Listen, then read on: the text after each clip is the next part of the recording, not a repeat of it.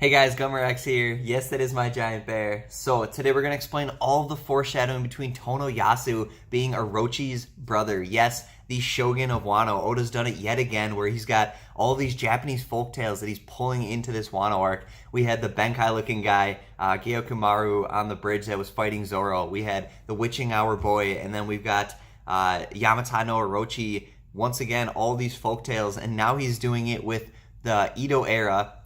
Specifically the Sengoku period, where we've got this shogun who banished his brother. So the shogun was named Tokugawa Iemitsu, and he banished his brother Tokugawa Tadanaga, you guys. So essentially, this is what happened 20 years ago. Orochi banished Tonoyasu from the grounds and has sent him to Ibisu Village. But there's all these extra details, you guys, so let's get into it. Forever since we've seen Tonoyasu, I've thought that there seems to be this crazy relation in how they look. And now in chapter 940, we're getting a lot more of Tonoyasu's personality, as well as some additional physical characteristics that really seem to confirm that they are related, you guys. So before, we could see that they both have the exact same similar wrinkles coming up here. They got the same smile. They have the exact same lip structure. But now in chapter 940, we also get to see Tonoyasu's top knot, and it comes off, and it looks exactly like Orochi's top knot, you guys. When Orochi is throwing a party, we get a great image of his top knot here, which I can put up for you guys. Unfortunately, you'll have to pull up chapter 940 on your own to look at Tonoyasu's top knot. It's too early for copyright strikes, you guys. For those purposes, I can't put it up, but you guys, it is the exact same. So now we have this top knot, smile, lips, wrinkles, big face, goofy structure just in general, you guys. And then we get the personality. And what's critical about this personality between the two is that although their physical characteristics look pretty much exactly the same, they have opposite personalities. We have Shogun Orochi, and he's throwing parties to try to show off how impressive he is. And he basically needs others to cheer him up all the time, and he's using others around him to express how good he is to him and basically fake to him. And he's got the entire Wano country tricked essentially into praising him, and that's basically the rule here, is you can't break praising Orochi. He is the shogun and he is all powerful, and you're supposed to praise him. And then there's Tonoyasu, who basically is cheering up everyone else in the entire Ibisu village. Absolutely loves him, you guys. They call him either their saint or perhaps their Buddha, depending on the translations here. Originally, Jimini's Box was calling it saint, and now they're saying it's Buddha in Manga Stream.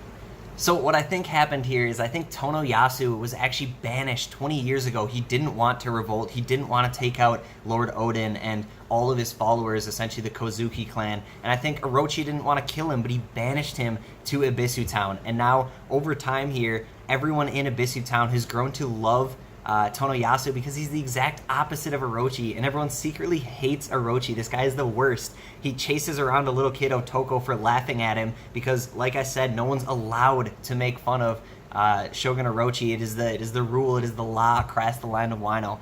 But I think what's most important here is the idea of Tonoyasu sparking this rebellion. I think that Oda put the title of this chapter with a big focus on Tonoyasu at the same time for a reason. I think that he could potentially die, and word would get out that he is actually Orochi's brother, just as he's being murdered or assassinated by Orochi's troops as they're sent out, essentially, maybe to kill him, and it could spark this rebellion. It's all over Wano right now. Luffy's gathering people in Udon prison. There's Zoro when he's off wandering, gathering some samurai. The rest of the crew also is on a mission with Kinemon, essentially, and everyone going off and gathering all their own samurai. I think that La's actually off, and he's going to meet up with Kid, and they're going to basically break out Beepo and all of those other people that are there, and they're all going to join the revolution. And I think that it would be really interesting if Oda actually killed off Tonoyasu to spark all of essentially the villagers, all of the people who aren't fighters, to also rise up and fight against Shogun Orochi. I just want to add a couple quick more points to this idea here before I close this out. It's the idea that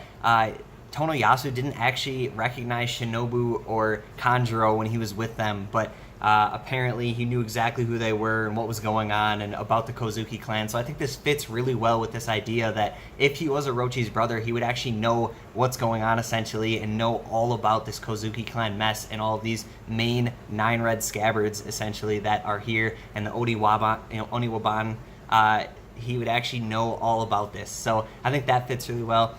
Stretching a little bit here, people are pointing out that Tonoyasu's eyebrows are actually these 3 crowns that are sticking up, and they look exactly like the 3 crowned actual king's crown that we see on Shogun's head, Shogun Orochi, when he is having this party here. So once again, I can't show you Tonoyasu with the 3 eyebrows, but I can put up this clip for you guys, Shogun Orochi here with the crown that he has.